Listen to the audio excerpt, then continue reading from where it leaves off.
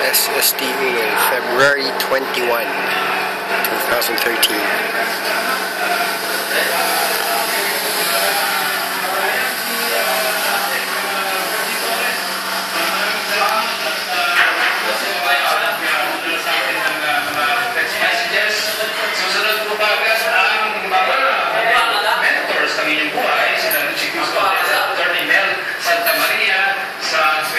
That's all for now.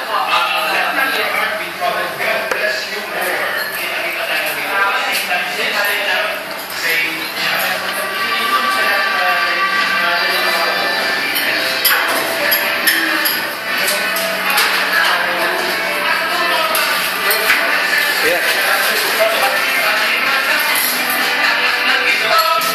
Walang sinay na oras, di lang maghihintay sa wala. May puso pati pagbabalita. Aksyon, solusyon sa Radyo 5 at Aksyon TV. Ang ilan, walang sinusunod na oras. Walang pinapanigang kinasyon.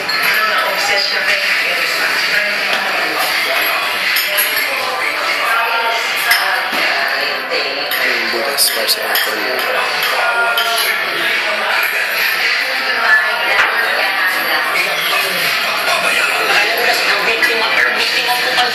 Ilang buhay ang maapektuhan. Makipaglaban sa makipagpatayan.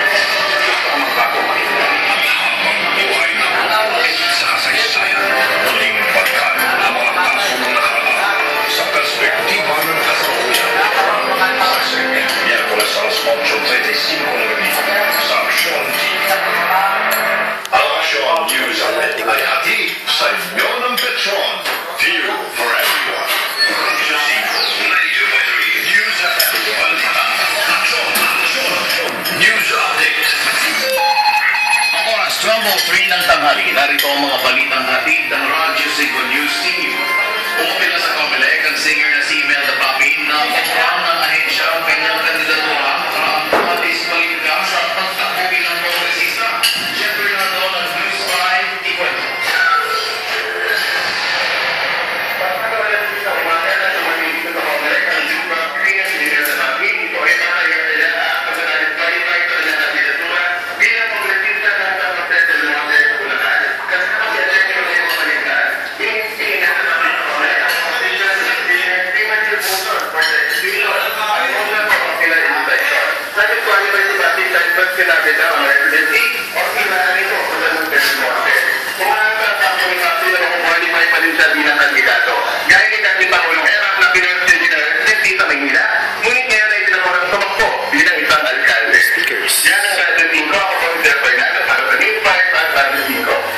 Samantala, arestado ang isang lalaki sa mataas o sa bataan matapos makumpiskahan ng iligal na armas. Ivy Bernardo Ikwento.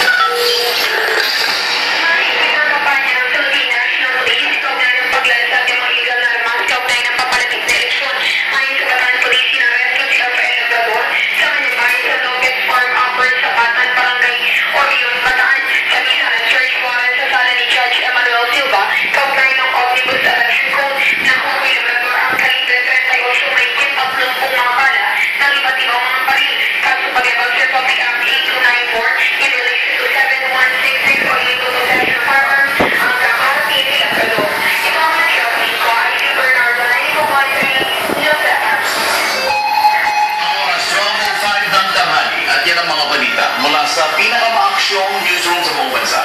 Ito ang Radyo 5. Archie Zamanda, saan man, kailan man, kapatid. Aksyon. News Update. Ang Aksyon News Update ay inihatid sa inyo ng Petron. View for everyone. Alerto sa sakura. Kalaman. Itong stairway pa. Maging alerto tayo sa sakuna, sa tahanan, sa trabaho, sa sasakyan, o kung nasaan ka man. Mas mainam kung may nakahanda kang disaster kit. Ang ilan sa mga dapat na laman ito, tubig na sasapat sa ilang araw, flashlight at batteries, maliit na radyo at baterya, pagkain pantawid gutom tulad ng biskwit, panangga sa lamig tulad ng kumot o jacket, first aid supplies gaya ng bandage, alcohol, iodine, ulak at ilang klase ng gamot, pocket Pwede bang knife, huwag na lang i-varnish to? mga importanteng dokumento, at kung may batang kasama, kinikip o anumang maaari nilang pagkaabalahan. Siguraduhin nasa iisang lalagyan, madaling abutin at alam ng lahat ang lokasyon ng disaster kit. Muli, Lucy Cruz Valdez po, anumang sitwasyon, handang umaksyon.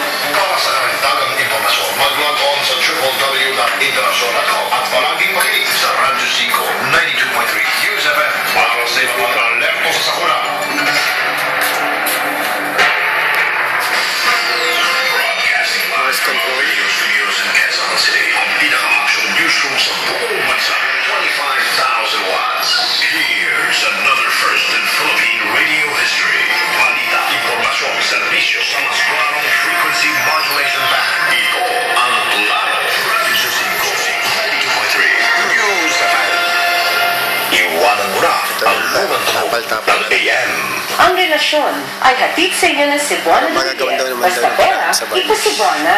Sasagutin na ina Lucy Cruz Valdez at ang Attorney Nelson Maria kung baka sa tao o sa lakas ang napasukan mo ang relasyon sa Radyo 5 92.3 Tinamayos na. Relasyon TV.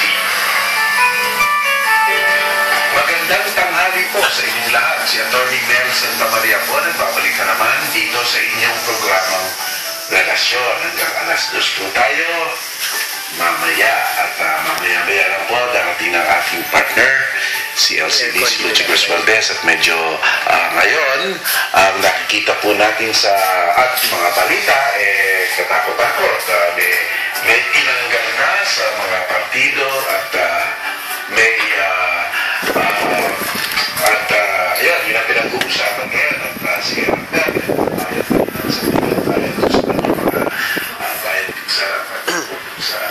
Ito na yung lilinyahan ni Abel for the steering.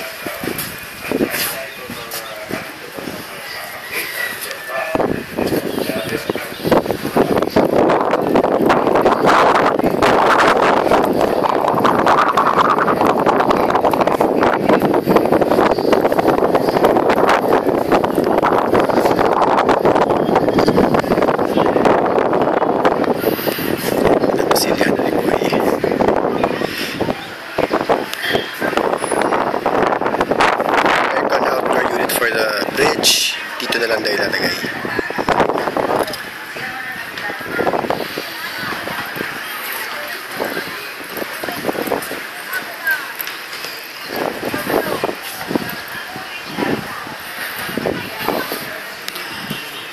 Backup batteries inside this box.